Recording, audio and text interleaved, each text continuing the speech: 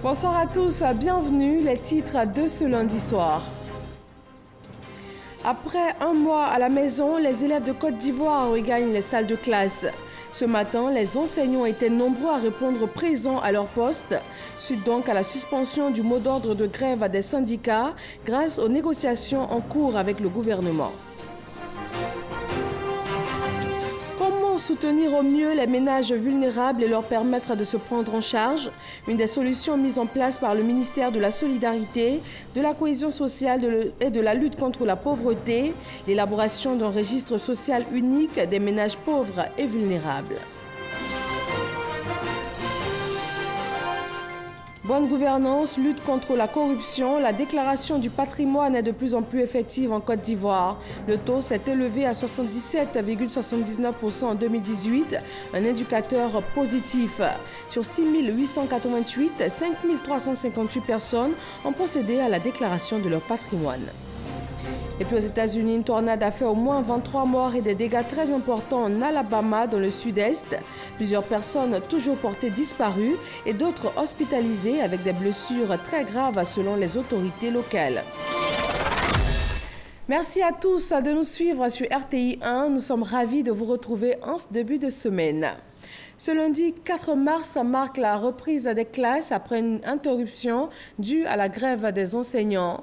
Nos reporters ont sillonné des établissements comme le groupe scolaire Château d'Eau et le lycée moderne de la commune de Cocody où la reprise est bien effective. Amadou Ouattara. Accompagnés ou non, les écoliers ont repris le chemin de l'école ce lundi 4 mars 2019. Il est 8 heures lorsqu'au groupe maternel Château d'Eau, dans la commune de Cocody, honneur est rendu au drapeau. Les retardataires sont obligés de suivre cette montée à travers le portail fermé. Juste à côté, le groupe scolaire Château d'Eau 1 et 2. Des écoliers attendent sagement leur maître en salle de classe. Heureux de retourner à l'école, des apprenants crient leur joie dans la cour. Leurs parents ne sont pas moins ravis d'ailleurs. Je suis heureuse de venir à l'école ce matin. Dieu merci qu'on a repris l'école. Si la grève continuait, ce n'était pas bon, on ne pourra pas faire l'examen. Je vois l'ensemble des élèves là, vraiment ça me va droit au cœur. Pendant ces un mois, voilà, j'étais le répétiteur de l'enfant. Voilà, pour ne pas qu'elle oublie ce qu'on a appris. Au niveau du secondaire, les cours du matin se déroulent bien au lycée moderne de Cocody. Cela sous l'œil vigilant et discret des forces de l'ordre. Les élèves et le chef de l'établissement souhaitent que les enseignants encore hésitants reviennent à de meilleurs sentiments. Nous sommes là faire la correction de la dite question. Avec nos profs, on ne veut pas d'année blanche. Je demande pardon à tous les professeurs de revenir faire les cours. Ce matin, la reprise, elle est très timide. Nous avons enregistré l'arrivée d'une douzaine de professeurs sur la soixantaine qui est attendue. C'est encourageant. Ça augure moins de lendemain meilleur. Dans l'ensemble, la reprise annoncée pour ce lundi matin est visiblement timide dans la commune de Cocody. Pour des chefs d'établissement, l'espoir d'éviter une année blanche au niveau scolaire est encore permis. Direction la ville de Boaké, dans le Béké, zone centre du pays. Nos reporters nous proposent également un point de cette journée de reprise des cours. Boubacar Silla, Kader Segodego. École primaire publique Irdo. Après un mois de suspension des cours, les élèves renouent avec l'environnement scolaire. À la demande de leur syndicat, ces enseignants ont accepté de reprendre les cours. Nous sommes là depuis 7 heures et comme vous pouvez le constater, la classe est vraiment remplie. Dans le secondaire, au lycée moderne de Nembo, les élèves suivent attentivement les cours de français.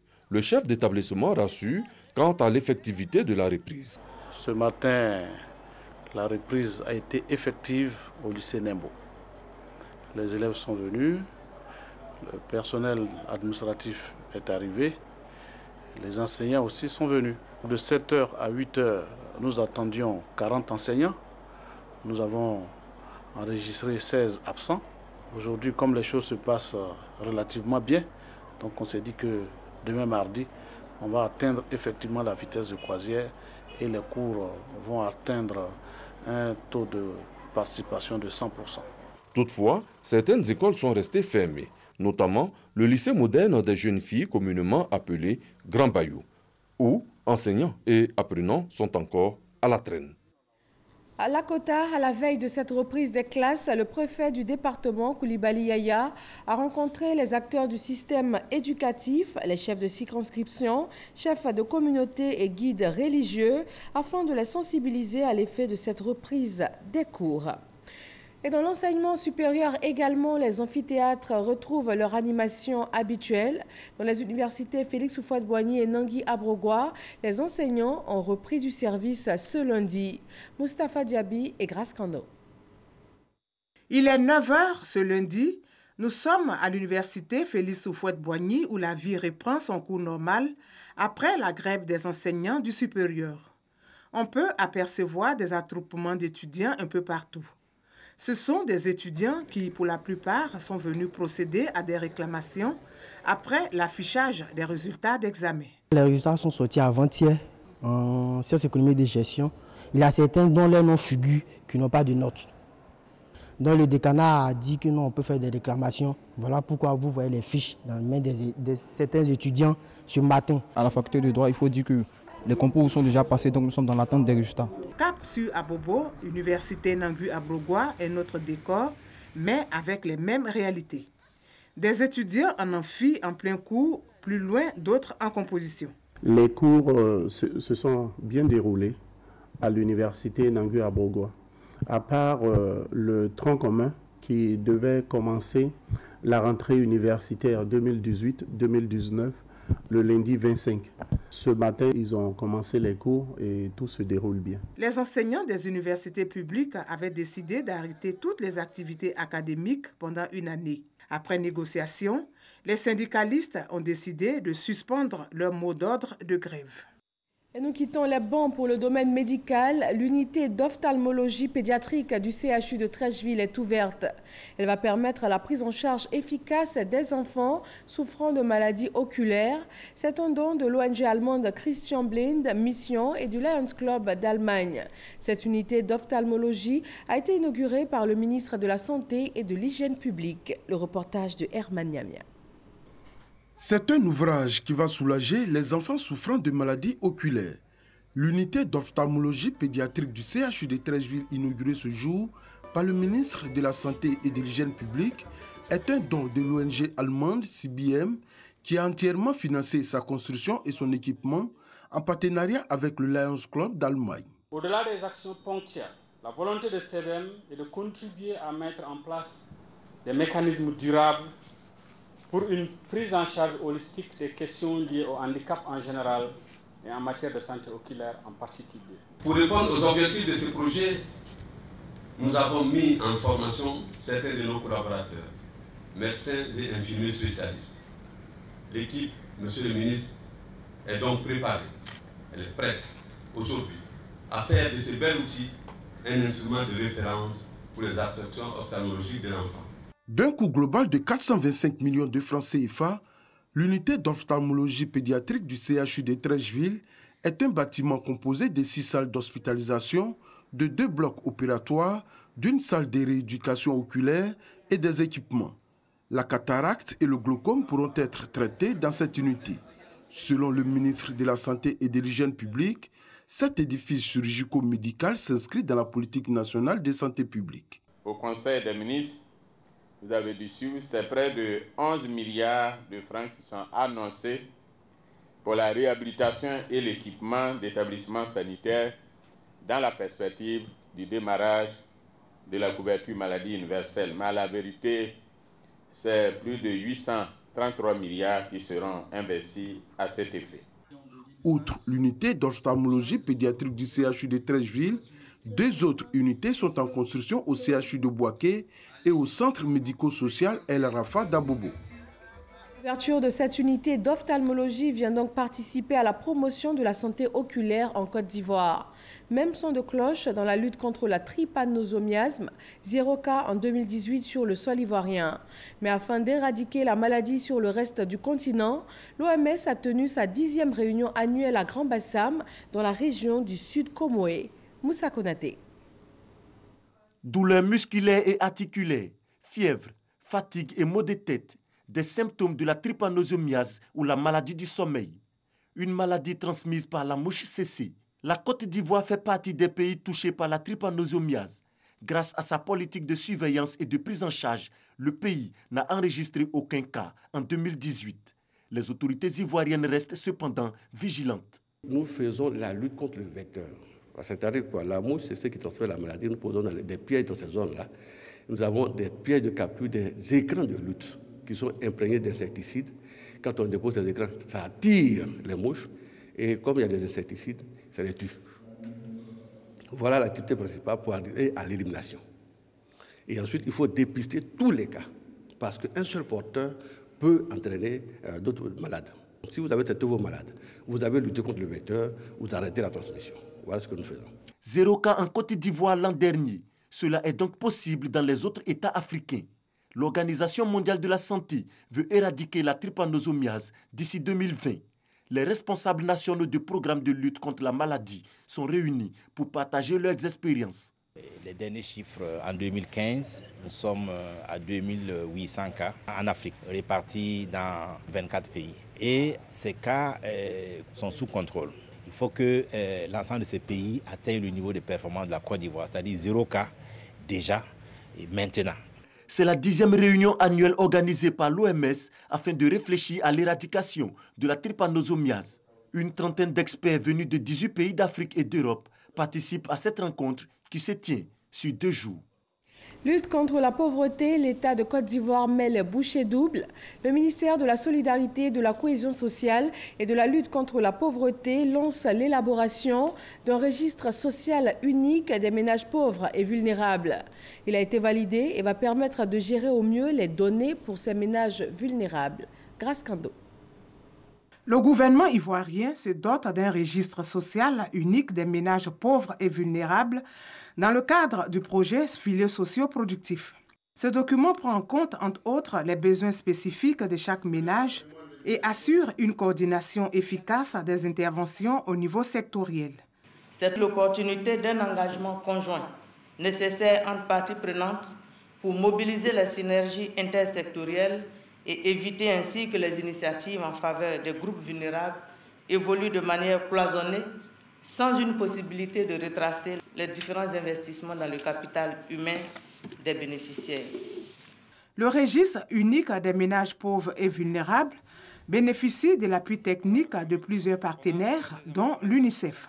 Il y a pratiquement une année qu'on a commencé cet exercice et derrière, les partenaires ont contribué au développement du concept lui-même, de voir qu'est-ce qu'on met là-dedans, quelles catégories on met, comment on développe les questionnaires, les questions qu'on met dans les questionnaires, comment on lit différentes bases de données, mais aussi on a appris des expériences qui existent dans d'autres pays. C'est aussi important pour nous de voir comment ça va fonctionner. C'est dans ce domaine que les partenaires techniques et financiers sont intéressés à appuyer davantage le registre social. Le projet Filets socio-productifs s'inscrit dans la mise en œuvre de la stratégie de protection sociale adoptée par le gouvernement en 2014. Il vise, à travers des allocations trimestrielles, la réduction de l'extrême pauvreté. De mars 2017 à décembre 2018, 35 000 ménages ont bénéficié du projet Filets socio-productifs. Et pour 2019, le gouvernement se fixe pour objectif de satisfaire 100 000 ménages. Les meilleurs promoteurs de développement communautaire en 2018 ont été distingués. Cette cérémonie a permis également de dresser le bilan du ministère du Plan et du Développement pour l'exercice 2018. Et d'importants chantiers sont annoncés pour cette année. Le reportage est signé Jean-Luc Mangbo. Une cérémonie de reconnaissance des mérites des promoteurs de développement communautaire, mais également une occasion pour le ministère du Plan et du Développement de jeter un regard rétrospectif sur les acquis de l'exercice précédent. Le ministère du Plan et du Développement a élaboré et procédé au lancement du 5e recensement de la population et de l'habitat le 14 décembre 2018, la poursuite de l'opérationnalisation du dispositif de suivi et évaluation du Plan national de développement qui a permis de disposer d'un rapport de suivi du PND de l'exercice 2017. Des acquis, mais également des chantiers à réaliser et des défis à relever par le ministère. La mise en œuvre de la stratégie nationale de développement de la statistique. La question statistique demeure un grand défi Nous avons bien sûr le recensement général de la population, dossier important. Je voudrais enfin rappeler le dossier de l'enquête harmonisée sur les conditions de vie des ménages. La Prosam de San Pedro et l'Association ivoirienne pour le progrès de Bouaké, AIP, respectivement deuxième et troisième meilleurs promoteurs de développement communautaire du prix d'excellence 2018, ont reçu leur distinction à l'occasion de cette cérémonie. Rappelons que le premier prix est revenu à l'animation rurale de Korogo.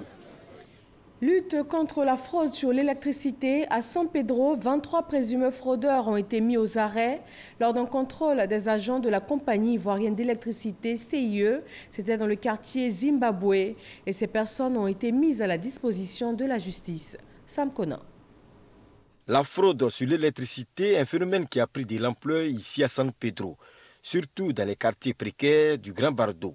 La CIE, compagnie ivoirienne d'électricité, qui a décidé de frapper fort, a mené des opérations de vérification. 23 présumés fraudeurs ont été arrêtés. Conformément à la loi portant code électricité. Donc cette loi prévoit quoi? Cette loi dit aussi bien le voleur que le receleur sont punis. Donc il y a eu des arrestations de voleurs qu'on appelle communément revendeurs et puis les personnes qui bénéficient de cette électricité. Pourquoi ce phénomène de fraude sur l'électricité a-t-il pris une telle proportion dans la deuxième ville portuaire du pays? Nous nous sommes rendus dans ces quartiers pour essayer de comprendre. Ici, l'on trouve toutes sortes de branchements. Nous avons un sérieux problème ici pour avoir accès à un compteur. Parce qu'il faut plusieurs démarches, puis il y a les intermédiaires. Donc ce qui fait que pour avoir un compteur ici, il faut débourser au moins 250 à 300 000. Voilà, c'est très compliqué. Le maire de la commune a décidé d'aider ces populations en difficulté. Une opération pour permettre à tous d'avoir de l'électricité à moindre coût est prévue.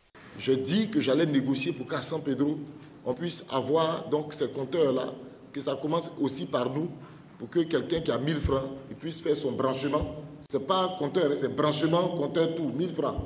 C'est une mesure qui va démarrer dès la semaine prochaine à San Pedro. Le programme électricité pour tous, j'ai dépêché une équipe, ils seront sur le terrain. Côte d'Ivoire Énergie aussi a reçu instruction pour faciliter en tout cas les mises en service. Les infractions sur l'électricité en Côte d'Ivoire sont punies d'une amende de 200 000 à 100 millions de francs CFA et des peines de prison allant de 6 mois à 5 ans selon le code de l'électricité. Bonne gouvernance, déclaration du patrimoine. En 2018, sur 6 888 personnes concernées, 5 358 ont déclaré leur patrimoine. Un taux de 77,79%. Kader Sogodogo. Des responsables de la haute autorité pour la bonne gouvernance qui applaudissent. Ils marquent ainsi leur satisfecit sur le travail accompli en 2018. Pour comprendre, revoyons le processus de déclaration de patrimoine. Henri-Augustin Aka, après 30 années passées à la Banque mondiale, est de retour en Côte d'Ivoire. Il a en charge le dossier. Qui est assujetti à la déclaration de patrimoine? Sont assujettis à la déclaration de patrimoine le président de la République. Le président de la République déclare et le vice-président déclare à la Cour des comptes. Et à partir du Premier ministre, nous enregistrons les déclarations des membres du gouvernement, les élus, c'est-à-dire sénateurs, députés, les magistrats, les vice-gouverneurs, les gouverneurs et les vice-gouverneurs, et toute personne qui fait usage des ressources financières de l'État. 7 grands groupes sont concernés. Les présidents d'institutions, au nombre de 15, 12 ont déclaré leur patrimoine. Les membres du gouvernement, 80 au total. Un chiffre qui tient compte des différents remaniements ministériels. 68 se sont soumis à l'exercice. Les membres du Conseil constitutionnel, sur 9, 8 se sont présentés à la haute autorité. Les élus, 1478 personnalités, 778 manquent à l'appel, le plus mauvais score. Gouverneurs et vice-gouverneurs des districts, 12 au total, 8 ont confirmé. Les magistrats, 65 restants sur 646. Enfin, les gestionnaires de fonds publics, sur 4648 personnalités, 3981 ont validé. Sur un total général de 6888 assujettis, 5358 personnalités en Côte d'Ivoire ont déclaré leur patrimoine, ce qui représente un taux de 77,79%. Mais à quel moment une personnalité est amenée à déclarer son patrimoine? La déclaration de patrimoine se fait à la prise de fonction et à la cessation de fonction avec une mise à jour. Elle doit être faite dans des délais bien prescrits. Ceux qui ne déclarent pas ou qui sont retardataires sont soumis à des sanctions. Toute personne qui fait une fausse déclaration ou qui est retardataire doit être servie par voie d'huissier. Un bilan qui doit pouvoir rassurer les Ivoiriens. Avec eux, les amis du pays qui y amènent leur argent. La bonne gouvernance est certainement de mise dans le pays. Le député de la commune de Divo part à la rencontre des populations de sa circonscription. En cette période de vacances parlementaires, Famoussa Koulibaly rend compte à ses mandants. Il a ainsi présenté et expliqué aux populations de Divo les 36 lois votées lors de la précédente session parlementaire. Mahama Traoré.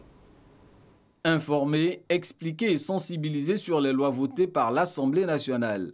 Un engagement qui avait valu à Famoussa Koulibaly les suffrages des populations de la commune de Divo lors des législatives de 2016. Un contrat de confiance que l'élu honore pour la deuxième année consécutive. Ce sont au total 36 lois qui ont été soumises et adoptées par le Parlement ivoirien lors de la session parlementaire 2018. 2 d'entre elles ont été particulièrement détaillées au Divolais par le député Famoussa Koulibaly.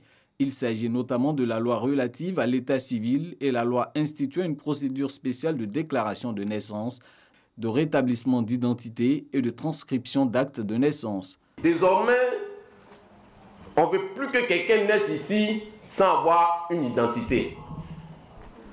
Quand tu accouches net, la sage-femme va écrire. Ce n'est pas toi maintenant qui vas aller à la mairie pour aller faire déclaration.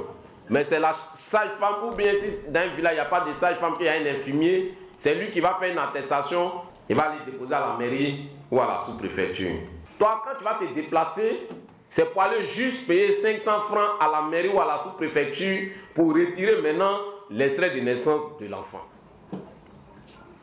Maintenant aussi, dans les villages, les chefs de village vont commettre des gens qui vont être agréés par l'officier d'état civil, par le sous-préfet ou bien par le maire. Eux, ils vont avoir un registre. S'il y a eu une naissance, ils vont écrire. S'il y a un décès aussi, ils vont écrire. Le Parlement ivoirien a également voté le projet de loi d'ordonnance portant amnistie de 800 détenus de la crise post-électorale. Selon le député Famoussa Koulibaly, cette décision vise à appuyer la volonté de paix et de réconciliation nationale portée par le président Alassane Ouattara. Dans cette même veine de réconciliation nationale et de paix, le groupe Magic System et l'Union européenne signent une convention de partenariat. Une tournée dénommée UE Magic Tour va promouvoir des valeurs d'égalité, de justice et de démocratie auprès des populations ivoiriennes, notamment dans 6 grandes villes du pays avec plusieurs artistes locaux. Issaïo. L'Union européenne veut utiliser la culture pour faire la promotion de ses actions en Côte d'Ivoire auprès des populations. Le groupe musical choisi, Magic System. Une convention de partenariat a donc été signée entre les 2 parties. Les gens sont nés d'une couleur, d'une autre couleur, hommes, femmes. Nous, on pense que c'est important d'avoir une égalité, c'est important d'avoir une inclusivité, c'est important de protéger l'environnement. Ça, ce sont nos valeurs. Et c'est ça que je voudrais bien, quand on fait un tour en Côte d'Ivoire, je voudrais bien engager avec la population sur ces valeurs-là. Si vous voyez que je suis dans cette tournée, c'est parce que je me reconnais en ces populations et ces populations se reconnaissent en moi. Ce qui fait qu'aujourd'hui, avec l'Union européenne, nous arriverons ensemble à communiquer ces valeurs-là, à parler avec ces populations et ensemble, nous pouvons contribuer au développement de la Côte d'Ivoire parce que sans valeur, il n'y a pas de développement. Ce partenariat permettra de faire une tournée dénommée UE Magic Tour dans 6 villes, à savoir Abidjan, Daloa, Bouaké, Odjéné, Bondoukou et San Pedro. Il s'agira au cours de cette tournée pour les 2 entités de partager des valeurs communes de prospérité, de justice, de démocratie et bien d'autres avec l'ensemble de la population. Plusieurs artistes sont conviés à cette tournée afin de véhiculer ces valeurs pour une émergence de la Côte d'Ivoire. La tournée démarre le 12 avril 2019 à Abidjan pour s'achever le 3 novembre prochain à Bouaké.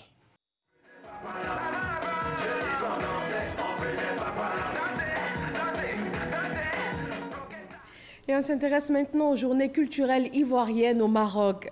Des artistes et humoristes ivoiriens sont à Rabat pour cette deuxième édition.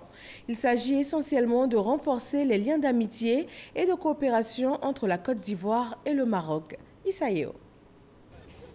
La salle du théâtre national Mohamed V de Rabat, au Maroc, a refusé du monde à l'occasion de la deuxième édition des journées culturelles ivoiriennes. L'objectif de ces journées, renforcer les liens de coopération et d'amitié dans le domaine culturel entre la Côte d'Ivoire et le royaume chérifien. La compagnie des danses patrimoniales Remdé a fait une démonstration du patrimoine culturel ivoirien avec les Zaoulis.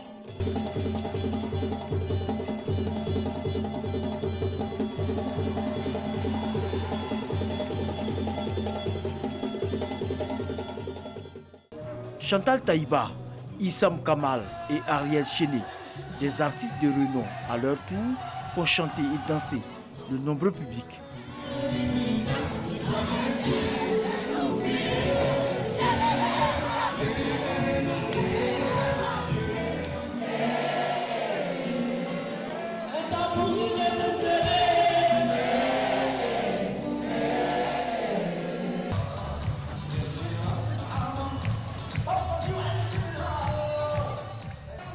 Cette soirée artistique est l'occasion pour l'ambassadeur de la Côte d'Ivoire au Maroc de saluer la clairvoyance du chef de l'État ivoirien et du roi Mohamed VI dans le renforcement de la coopération entre les deux pays. Aujourd'hui, vous avez une forte communauté ivoirienne donc, au Maroc. Et vous avez la communauté estudiantine qui étudie dans les meilleures conditions. Et vous avez aussi ces dernières années, des Ivoiriens qui viennent pour entreprendre au Maroc.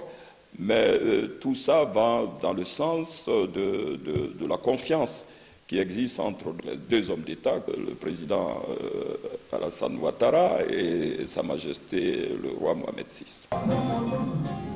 La première édition avait enregistré la participation de 600 spectateurs. Pour cette deuxième édition, plus de 1500 spectateurs ont pris part à cette fête ivoiro-marocaine.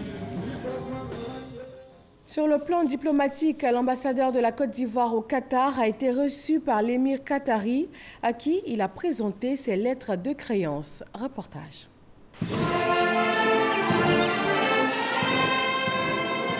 La Côte d'Ivoire est désormais présente sur le territoire du Qatar. Son tout premier ambassadeur, Abdoul Karim Cissé, a remis ses lettres de créance aux autorités qataries au palais royal en qualité d'ambassadeur extraordinaire et plénipotentiaire. Il a été officiellement accueilli par son Altesse Cheikh Tamim bin Hamad Al Thani, émir du Qatar. L'ouverture de l'ambassade ivoirienne au Qatar est née de la volonté du président de la République Alassane Ouattara, alors en visite en 2013 au Qatar. C'est 5 ans après que les formalités de réalisation ont été enclenchées. L'émir du Qatar a salué l'excellence des rapports entre son pays et la Côte d'Ivoire. À cette même cérémonie, 4 autres nouveaux ambassadeurs accrédités auprès de l'État du Qatar, à savoir les diplomates du Kenya, de l'Éthiopie, de la Slovaquie et de la République dominicaine. On termine aux États-Unis où une tornade a fait au moins 23 morts et des dégâts très importants en Alabama, dans le sud-est. Plusieurs personnes sont portées disparues et d'autres hospitalisées avec des blessures très graves selon les autorités locales. La tornade a parcouru plusieurs kilomètres et provoqué des destructions sur une bande d'environ 400 mètres tout le long de sa trajectoire et elle est accompagnée de vents allant jusqu'à 266 km/h. Quelques 6000 personnes étaient d'ailleurs privées d'électricité. Voilà, merci à tous de nous avoir suivis. Retrouvez dans quelques instants sur RTI 1 votre émission La Côte d'Ivoire en marche, consacrée ce lundi au ministère de la Construction, du Logement et de l'Urbanisme et aussi au domaine de la promotion de la jeunesse et de l'emploi des jeunes. Bonne fin de soirée à tous sur RTI 1 et à demain 20h.